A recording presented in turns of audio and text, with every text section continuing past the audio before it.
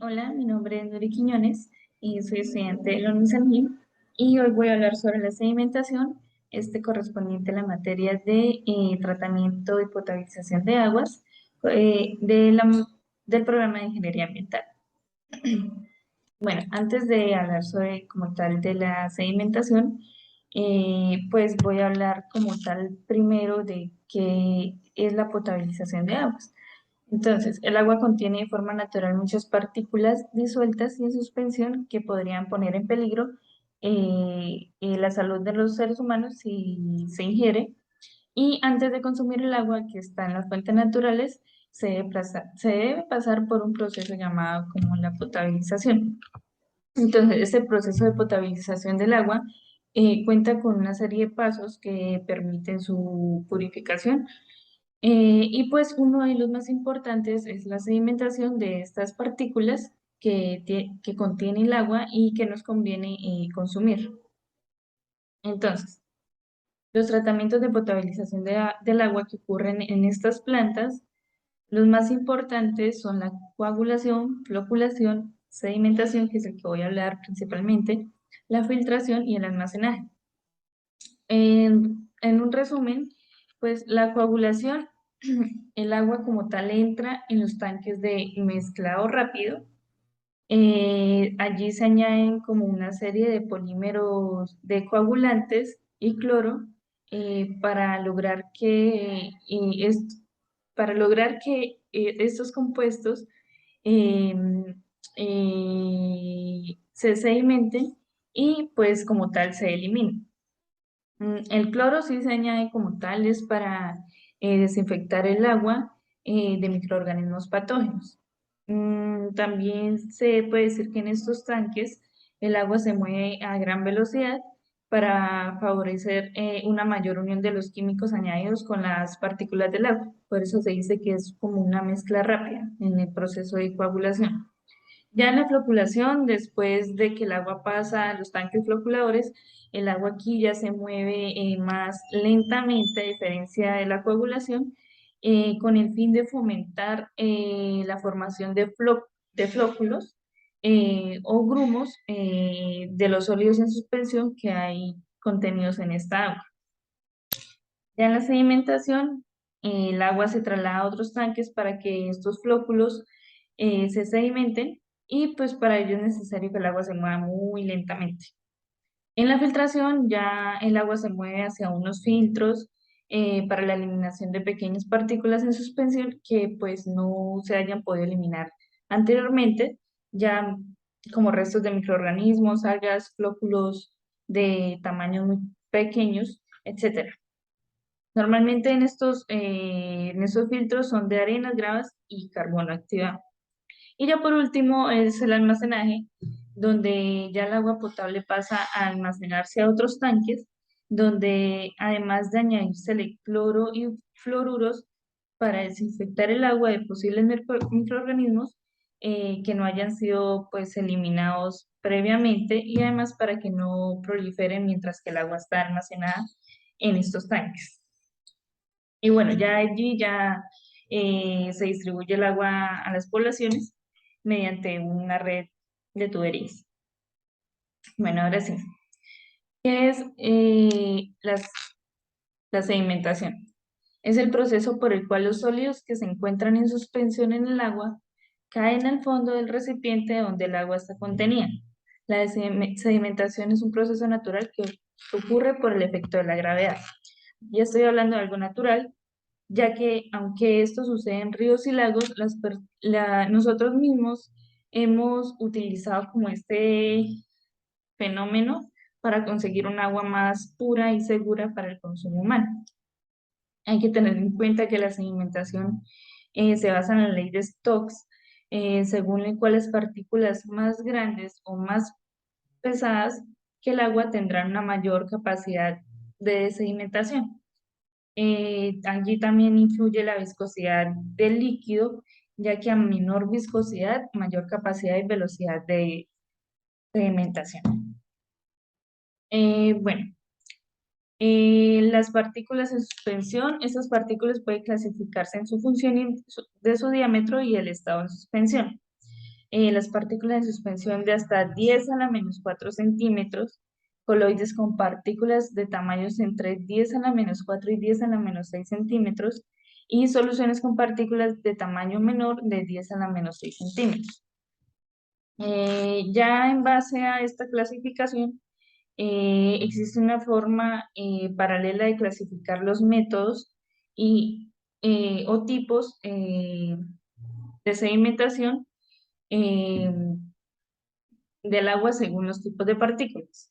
Entonces, el primer caso es la sedimentación simple, donde las partículas de hasta 10 a la menos 4 centímetros son capaces de sedimentar solo por procesos físicos como por la gravedad.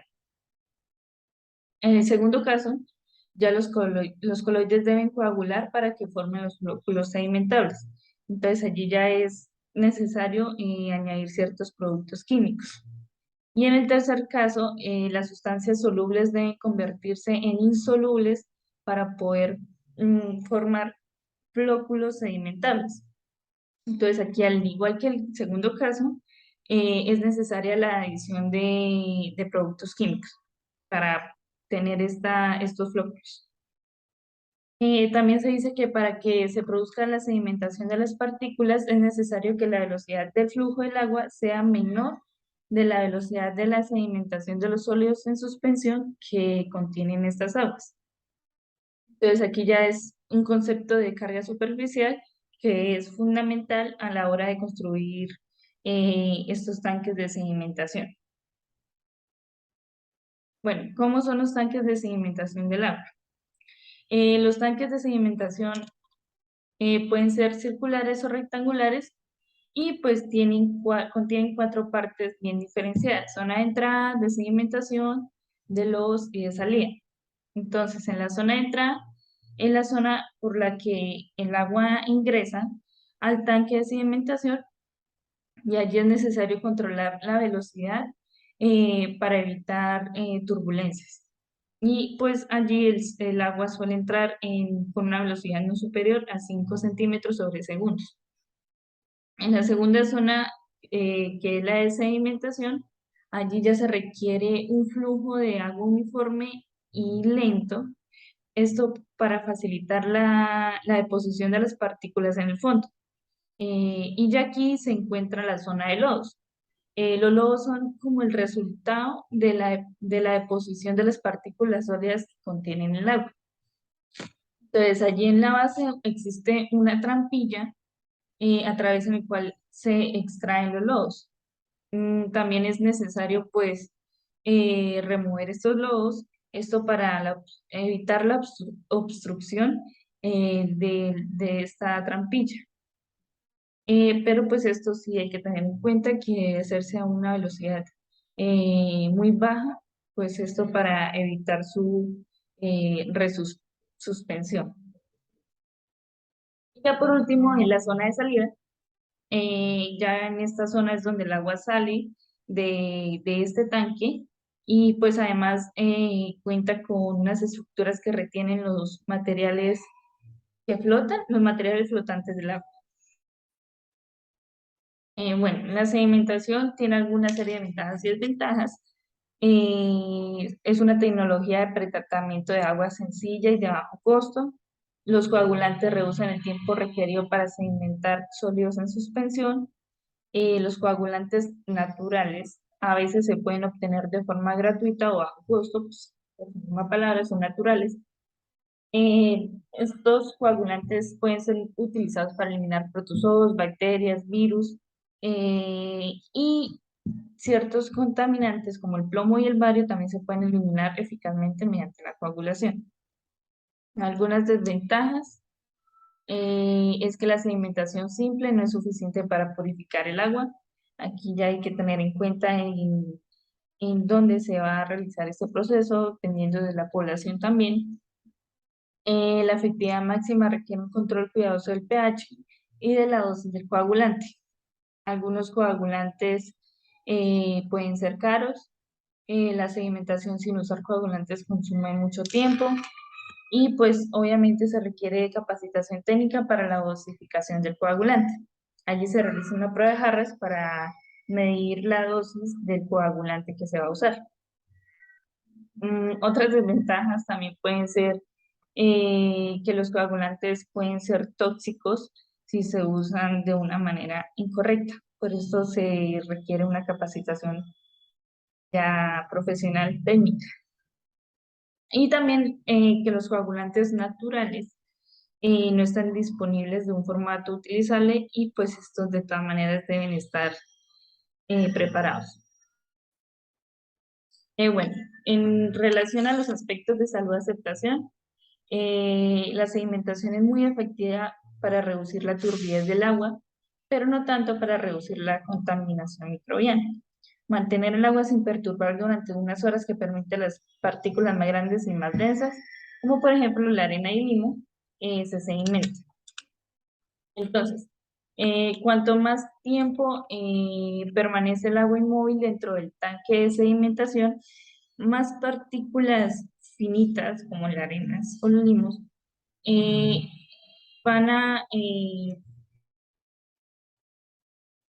comienzan como a sentarse, debido a que muchos patógenos como bacterias, virus, protozoos, helminitos, están adheridos a las partículas en suspensión. La reducción de la turbidez también mejora la calidad microbiológica.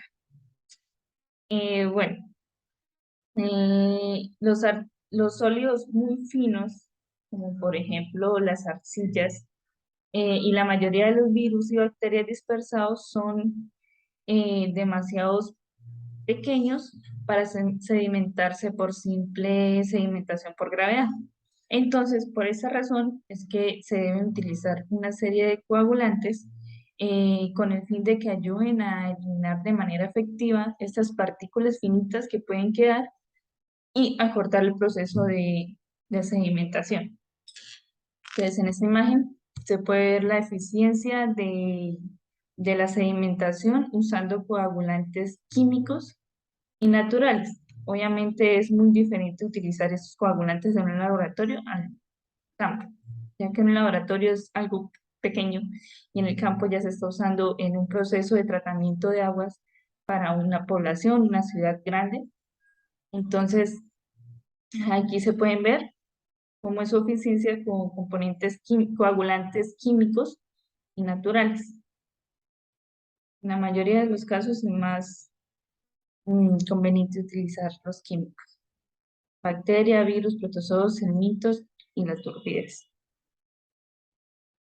Bueno, yo les hablaba sobre la prueba de Harris. Entonces, el mejor enfoque para determinar la capacidad del tratamiento de una fuente de agua y determinar los parámetros óptimos. Es decir, el coagulante más efectivo, las tasas de dosis requeridas, el pH, es mediante el uso de un equipo de prueba Harris.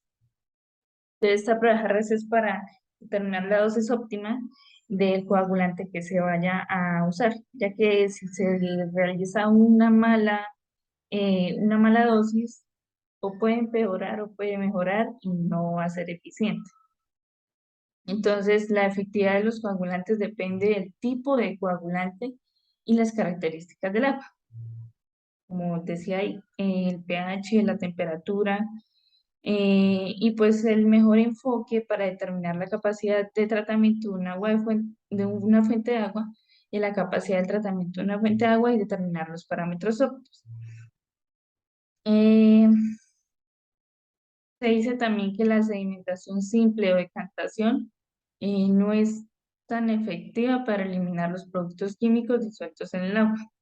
Entonces, por lo general, el agua tratada se almacena en tanques o se envía a un sistema de distribución antes de ser consumida o utilizada. Para asegurarse de que la calidad del agua aún cumple con los estándares mínimos establecidos para la calidad del agua.